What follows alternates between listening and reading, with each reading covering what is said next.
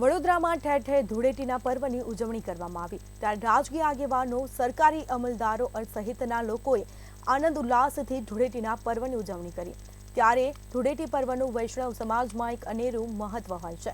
વૈષ્ણવ સંપ્રદાયના મંદિરમાં હોળી ધૂળેટીના પર્વ ખૂબ આનંદ ઉલ્લાસથી મનાવવામાં આવે છે। ત્યારે પૌરાણિક 100 વર્ષ જૂનું કલ્યાણરાયજી મંદિરમાં ધૂળેટી પર્વ નિમિત્તે ડોલોત્સવ મનાવવામાં આવ્યો છે।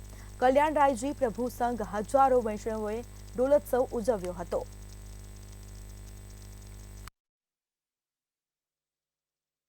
ભક્તિનો રંગ જ્યારે ચડે છે ત્યારે એ જીવાત્માનું નૈકટ્ય પરમાત્મા સાથે અભૂતપૂર્વ રીતે સિદ્ધ થાય છે અને એનું સમસ્ત જીવન ભક્તિના રંગે રંગાય છે। એસી રંગ દે કે રંગ નાહી છૂટે, ધોબિયા ધોએ ચાહે સારી ઉમરિયા, શ્યામ પિયા મોરી રંગ દે ચુનરિયા।